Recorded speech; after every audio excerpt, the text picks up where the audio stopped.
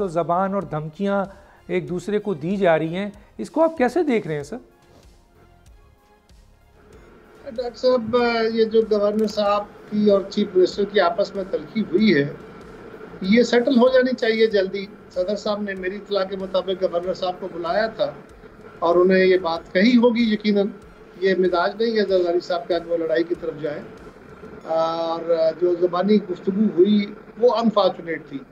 सभी ऑफिसर्स को, हम तो ये सभी इदारों को कह रहे हैं, यही हमारा मुबाहिसा है, इस वक्त मुकालमा है, यही हमारा अलमिया भी है कि हमारे इदारे अपने अपने रोल में महदूद नहीं रहते, अपने अपना काम नहीं करते, बल्कि बियॉन्ड दैट चले जाते हैं। इसी तरह ये भी दोनों ओहदे जो हैं, ये दोनों इदारे हैं एक तरह के, ये भी बियॉन्ड जाने की बातें कर रहे हैं जो कि तकलीफ देह है। लेकिन एक बात ज़रूर देखिएगा, फैसल कुंडी साहब बैरिस्टर हैं, बड़े तामुल वाले, मीडिया के साथ उनका बड़ा अच्छा ताल्लुक है। लेकिन मुझे माजरत से जो गंडापुर साहब हैं, वो तो पहले दिन से उनका मिजाज सारी कौम जानती है। वो चीफ मिनिस्टर बनने से पहले जिस मिजाज के हामिल थे, और अब इस ओहदे पे बैठ के उनसे तकाजा भी यही है उनसे, क्योंकि ये तकाजा उनकी जमात का है।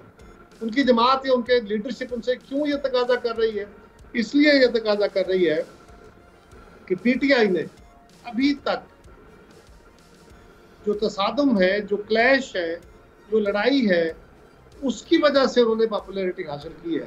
तल्ख बयानी है, तल्ख नवाई है या बदज़बानी है, इन सारी चीज़ों को इस्तेमाल करते हुए उन्होंने पॉपुलैरिटी गेन की है। अनफॉर्चुनेटली ये बहुत अफसोसनाक सूरत हाल है, और अब उन्होंने उसी अमल को जारी रखा हुआ है अदालतों के साथ। अगर अदालत उनका हक में फैसला नहीं देती तो उसकी ऐसी तैसी हो जाती है। अगर कोई और इदारा उनकी मर्जी के मुताबिक फैसला दे तो बहुत अच्छा, नहीं दे तो उसकी ऐसी तैसी कर देते हैं। अपने मुखालफीन को, वो सियासी हो, वो मजहबी हो, वो समाजी कोई शख्सियत हो, उसकी ऐसी तैसी फेर देते हैं। तो ये उसी मिजाज का, उनकी जमात के उस डिज़ाइन का हिस्सा है कि गंडापुर साहब लड़ाई लड़ेंगे, तल्ख बोलेंगे, बदज़बानी करेंगे, और वो चाहेंगे कि वफाक उनके खिलाफ कोई एक्शन ले। ये मैं समझता हूँ उनकी जमात की स्ट्रेटजी है, और इसको कामयाब नहीं होने देना चाहिए। बल्कि वो बढ़ के मारते हैं तो मार लें, पहले भी उनकी यही मिजाज थे। सब्सक्राइब करें और बेल दबाएं ताकि कोई खबर रह न जाए।